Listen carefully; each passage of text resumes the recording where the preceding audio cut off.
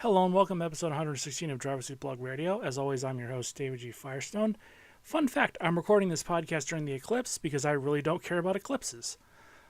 It got a little dark. Ooh. Now, with that out of the way, I do need to discuss what happened last week with the audio because I know it sounded awful. I had a registry issue with my audio recorder, which was actually a lot easier to fix than I realized. So I'm back to my normal setup this week as the lawn mowing men come out and start mowing. Anyway, let's get to the racing news for our first segment. Now, there is a rumor going around that Stewart-Haas Racing will downsize next year. Now, this is the J-Ski summation of the Sports Business Journal article, link in the description. Stewart-Haas Racing's future has become one of the most watched topics in NASCAR, with sponsor departures and on-track struggles raising questions about whether or not it could downsize its four-car Cup Series operation as soon as next year. But last year, the team lost what was likely low eight figures in annual sponsorship revenue with the departures by major blue-chip brands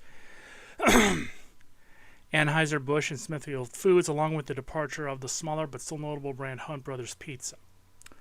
Compounding matters was that the team's four cars all missed the playoffs in 2023, and its foremost star Kevin Harvick retired after the season. Moreover, the team's big money deal with Ford expires after this year, which could lead to another dramatic reduction in revenue for the team. In a welcome development, SHR has gotten off to a better start on track so far in 2024, but despite that, industry executives across the sport have identified Stewart-Haas Racing as one of the teams, if not the team, most likely to sell a charter or multiple charters before 2025. It could not be confirmed whether or not Stewart-Haas has already started exploring the possibility of selling charters, but the possibility of the team doing so has become a hot topic in the garage in recent weeks. According to more than half a dozen industry executives familiar with the matter, Stewart-Haas Racing declined comment. Teams that are thought to be interested in possible expansion include Trackhouse Racing, 2311, and the Legacy Motorsports Club. Moreover, Dale Earnhardt Jr.'s Xfinity Series team, JR Motorsports, or Junior Motorsports, I call it JR, I don't know why, has been exploring the idea of buying a charter in recent years as always join NASCAR's Premier Series, end quote.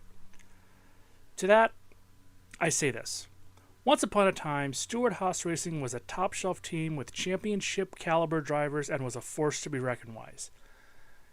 Now, it's a shell of what it once was. Now, I have nothing against Josh Berry, Noah Gragson, Chase Briscoe, or Ryan Preece, but you cannot convince me they're on the same level as Tony Stewart, Kurt Busch, or Kevin Harvick in terms of championship caliber driving talent. You just can't.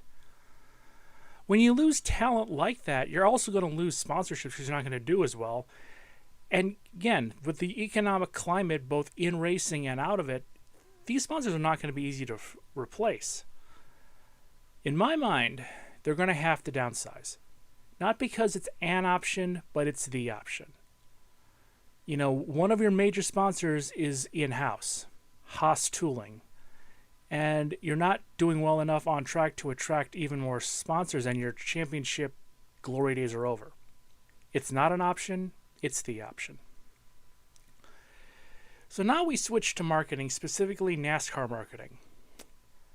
I can't believe these were even a thing, but as I thought about this, I'm kind of surprised they haven't popped up sooner. NASCAR is signed a deal for a new crypto sponsorship. Again from J-Ski, quote, On-Chain Studios announced a multi-year partnership with NASCAR to create an exciting line of playable and collectible digital toys to be sold and featured on Cryptoys, the revolutionary new digital toy company which combines toys, games, and entertainment. The partnership will bring NASCAR's iconic brand into a fun and interactive world where fans of the wildly popular sport, I don't know why wildly popular is a thing, but where a wildly popular sport where fans can collect, trade, and play with digital toy race cars. The collaboration will take NASCAR fans from the racetrack into an exciting digital world where collectors will be able to unbox their digital toys and then take them on a test drive in the expansive and playable Cryptos universe. NASCAR will be the first sports franchise in the Cryptoverse. I don't know why, but that should be a movie. The Cryptoverse, offering a new way for collectors and fans to engage in the exciting world of stock car racing since Will Weinraub, Weinraub, CEO and co-founder of Crypto's parent company, On-Chain Studios. We're looking to build fun and a new digital NASCAR experiences together, end quote. It's 3 o'clock in the afternoon. I've been up since 6. I'm tired. Cryptoys builds amazing digital toys, has a passionate community, and offers another high-quality experience for fans to engage with NASCAR, said Mitch Rasmussen, NASCAR director, Web3. Will has assembled an incredible team, and we're excited to help them bring their vision for the future of play to life. This collaboration versus how NASCAR is tapping into emerging technology to reach new and existing fans in the spaces and places where they prefer to participate.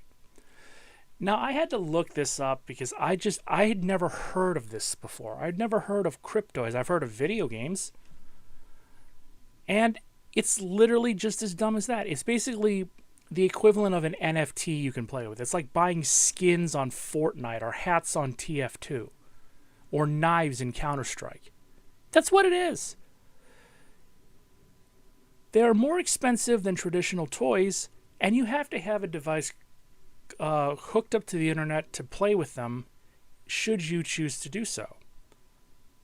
If you're a collector, don't even waste your time.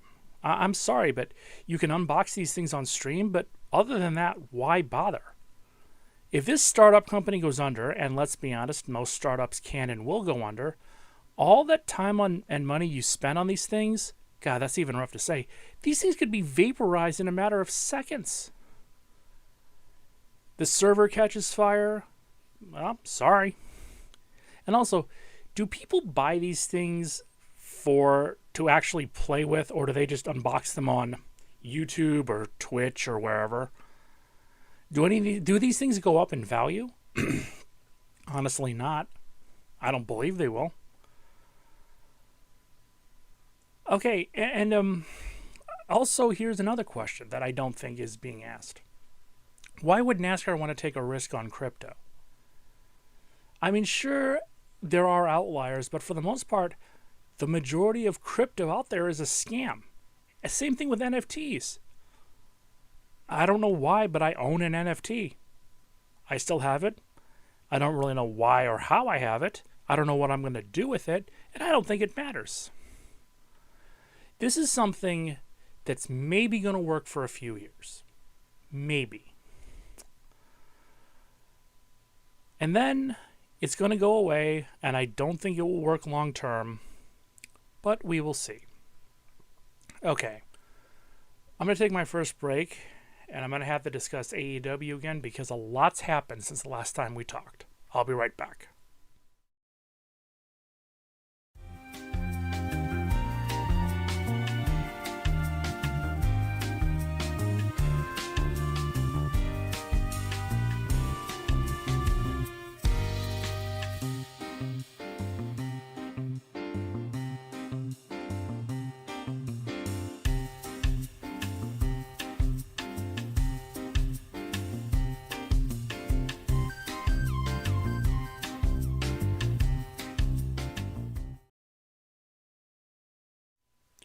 Welcome back.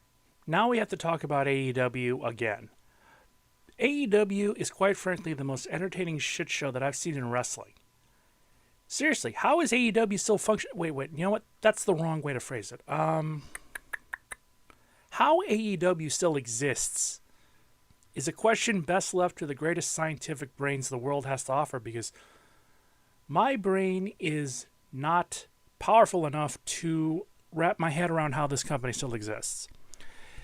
They lose hundreds of thousands of viewers per episode.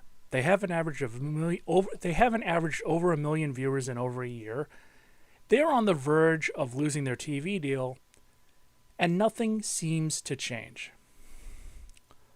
Well, there is one very simple answer, and that answer is Tony Khan.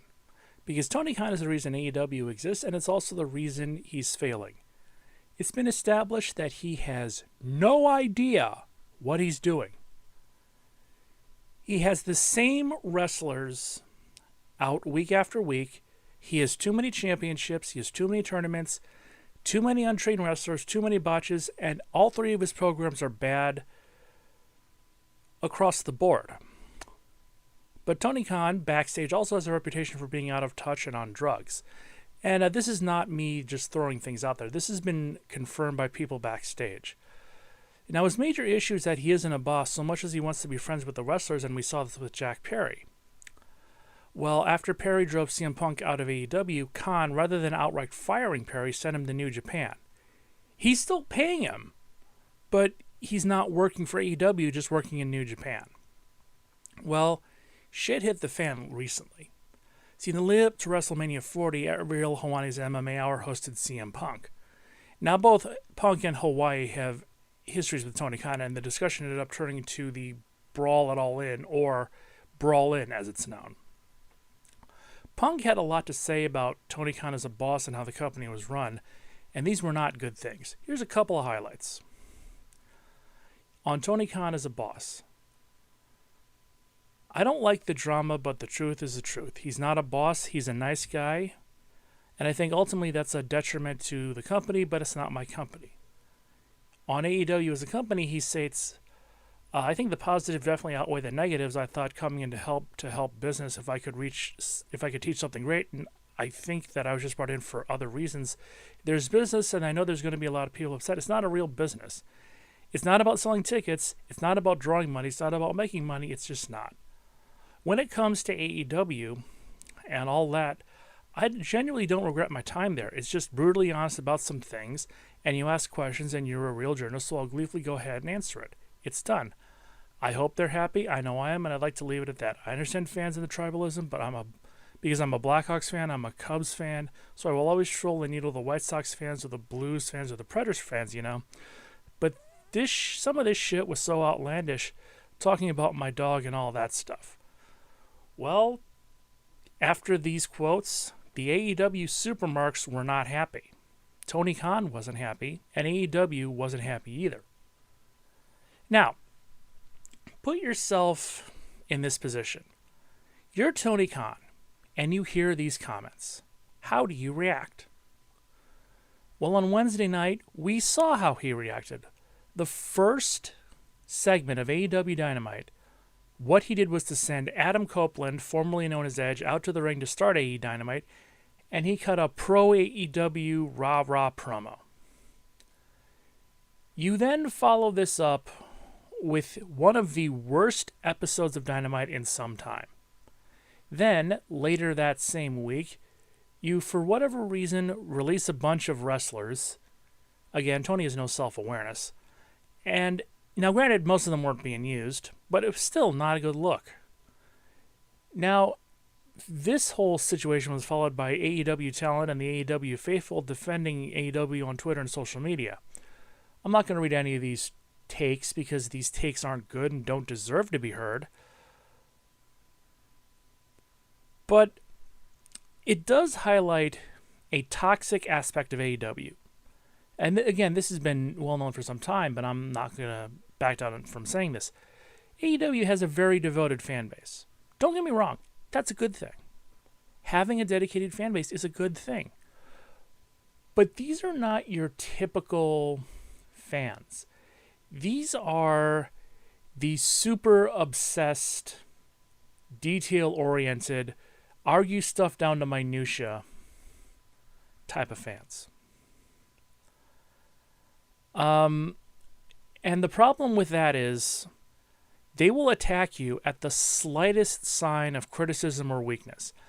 Now, in order to understand this, you have to understand the CMLL deal that AEW has. Now, as a part of this deal, CMLL wrestlers will appear on AEW TV.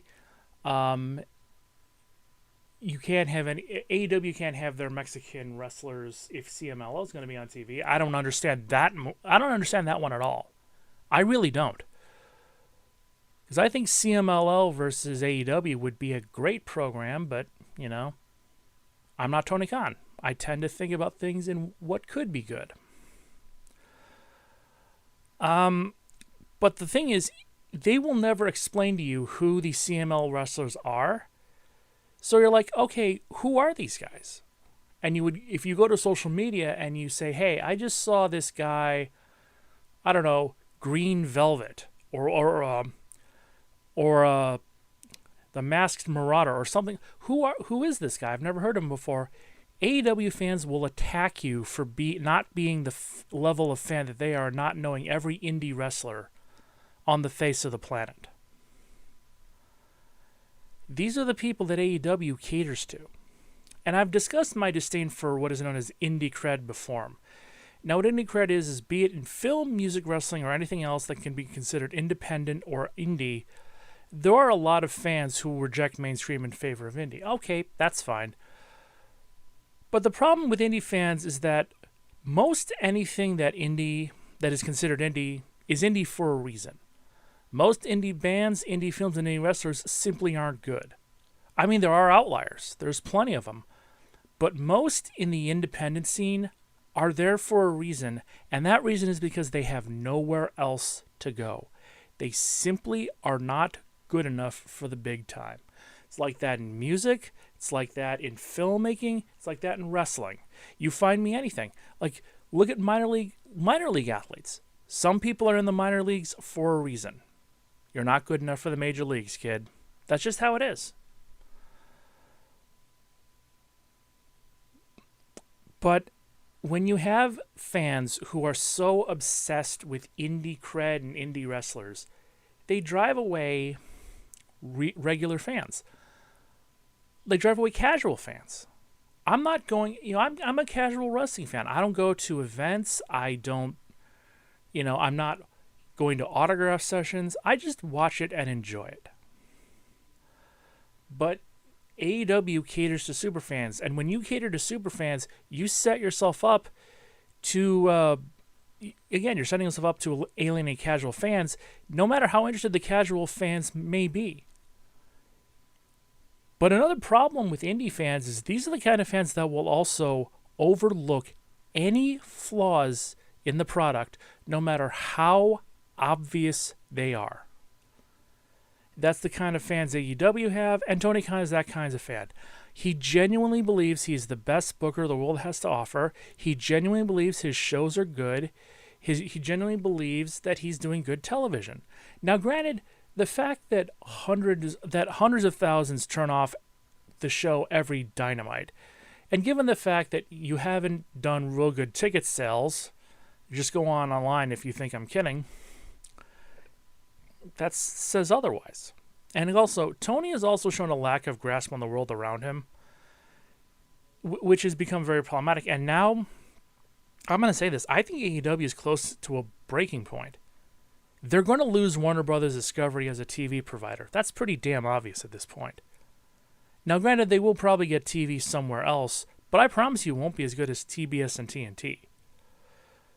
And the problem is, he's not going to, but even if Tony Khan does start making the right moves, again, it's pretty obvious that he won't. The bottom line is, you can't turn an oil tanker on a dime. Even if somehow or other, Tony Khan starts making all the right moves, he gets good talent, they start putting on good matches, they're exciting, they're fun, even then, it'll take time to get the viewers back, and by that time it will probably be too late. And Tony Khan is another example of a truth that's been around the world for a while. Every troubled company is really a mess because of the leadership.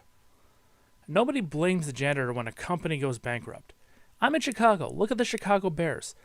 The owner is a 100-year-old woman, and her two dysfunctional sons are actually running the team, and all three are horrible at what they do. You got the NFL draft coming up. The Bears have 2 first-round picks, 1st and 9th. I'm going to wager money that the Bears will certainly mess up the 9th. That's pretty freaking obvious. And I'm willing to bet they'll screw up the first pick too. We don't draft well. Same thing with the Carolina Panthers. Same thing with the Oakland A's. Same thing with, name any team that has been a continuous disaster for years and years and years. The Jacksonville Jaguars, for fuck's sake. Maybe you've heard of them. They're the team that the Khan family own, and they're not doing well, and they just got voted the worst team to play for in a player survey. There's one other aspect of this that needs to be discussed in terms of Tony Khan. Because Tony Khan has been making the same mistake for years. He's fallen into a trap with his EVPs, the Young Bucks and Kenny Omega. It's clear that the Bucks aren't there for Tony, but rather themselves. And the Bucks, that they don't care as long as they're getting what they want. They don't care about the rest of the company. Omega is just clueless. Getting rid of those two would do a lot to get the company back up, but Khan isn't going to do that. He's too nice of a guy. Again, I've said this before. You cannot put the nice guy in the office in charge. Because everyone loves, again, I've said this before, to paraphrase Colin Cowherd, everybody loves the guy with the bowl of candy on his desk and the mean people suck bumper sticker and, the guy who's always up for a friendly chat. When shit goes south, he's hiding under his desk, folks. You need a guy who's going to step up and say, okay, you get the fire extinguisher. You start moving people out. You call the fire department. That's the kind of person you need. And Tony Khan just isn't that guy. And that has done a lot to hasten the demise of AEW. And how much longer it can survive is questionable. But I can promise you this. I can guarantee you this. I'll wager money on this. It will end sooner rather than later. And it's not going to end well. I can promise you that. And with that, I'm going to take my second break and I will discuss stupid people saying stupid things. I'll be right back.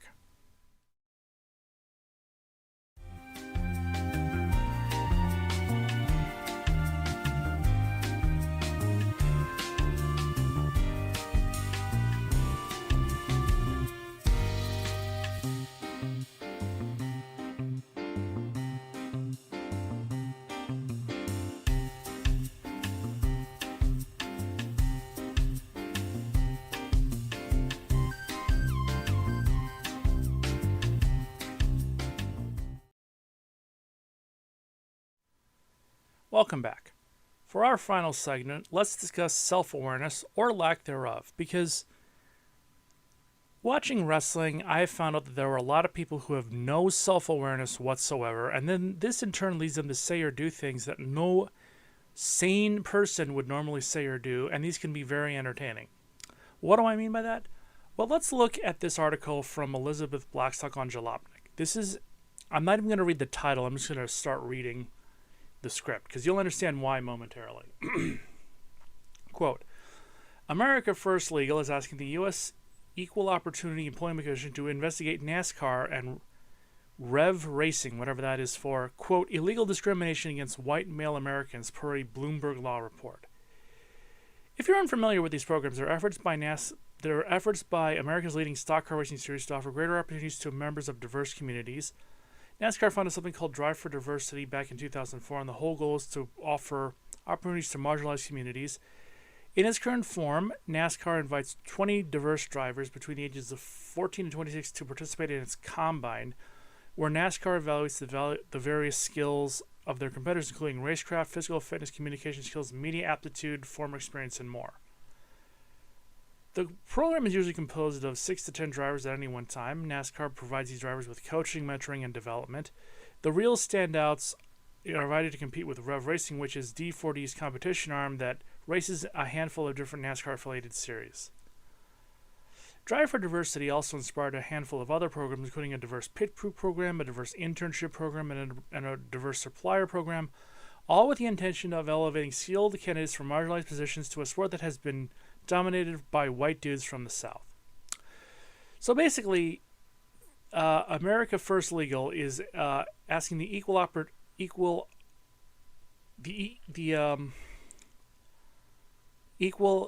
Employment Opportunity Commission to investigate NASCAR for violations of the Title 8 of the Civil Rights Act, which prohibits discrimination based on race and sex.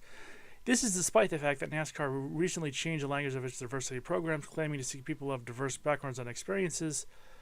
As opposed to directly stating they seek women and people of color, the AFL is very upset that this could mean some mediocre white men might not fail upward in the stock car racing. Now, if they had done some research whatsoever, it would be noted that Drive for Diversity isn't exactly a well-oiled propaganda machine, pumping hordes of drivers into the top level of NASCAR competition. In the Cup Series, since the introduction of the program almost 2 decades ago, exactly 3 of the countless Combine winners actually made it to the Cup full-time: Bubba Wallace, Kyle Larson, and Daniel Suarez. A fourth, Paulie Haraka, competed in a single Cup race in 2013. But that's not the point for the AFL at all. The same company that has regularly accused entities like Morgan Stanley, Major League Baseball, McDonald's, and Starbucks of also being racist towards white men. And it also believes that youths are being indoctrinated with critical race theory and quote, actually learning anything about the problems you're alleging would go against the whole premise of saying you increasingly wild shit for clout, end quote.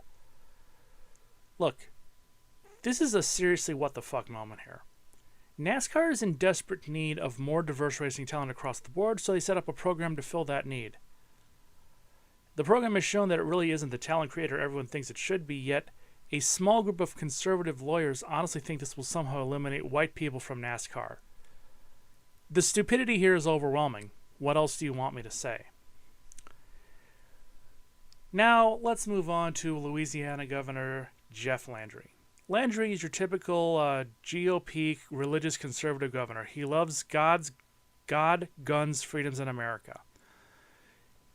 In response to LSU not being out on the court for the national anthem, Landry put out this tweet concerning the situation.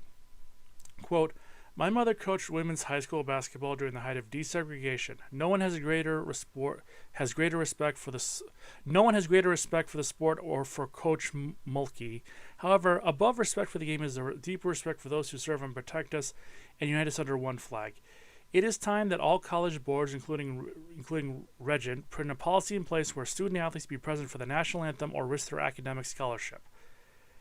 This is a respect that all collegiate coaches should instill." Now, Kim Mulkey, who is the LSU head coach, responded with this, quote, "Honestly, I don't even know when the anthem was played. We were having a routine where they're on the floor and they come off at the 12-minute mark. I don't know. We come in, we do our pregame stuff. I'm sorry. Listen, that's not intentionally done." Governor Landry has also created on the end quote. Governor Landry has also called on the NCAA to create a rule stating that student athletes could have their scholarships revoked if they're not present for the national anthem. Well, to that, I say this. You do realize that freedom to protest applies to everybody, right? You do realize you just can't make and enforce unconstitutional rules because you know better, right? It's clear enough to me that Jeff Landry lives in a bubble of ignorance. He thinks that because something happened that he doesn't like, he can just use the power of the pen to force the world to change. That's never going to happen. He thinks that he can force change and force people to, again, it's been established that protesting is a legal right. You can't just say, "Oh, we're going to take away your legal right whether you like it or not." I mean, his stupidity is transparently obvious. No one's arguing that, but the sad thing is he's going to be getting support because he is a Trump lapdog. He's a conservative GOP. He supports every conservative stance, and he's also been associated with noticed religious and political nutjob Kirk Cameron. You just can't make rules that are in line with your belief system and expect everyone to fall in line. That's not how it works. He's a GOP politician, so the fact that he thinks that it can work this way is not shocking. It's stupid, but it's not shocking. Okay, I can't talk about this anymore. And with that, episode 116 of Driver's Seat Blog Radio comes to a close. I've got some stuff on the Chicago Street Race for next week. I'm Dave Frost, and leave a like, comment, subscribe, and I'll see you then. See you next week. See you then.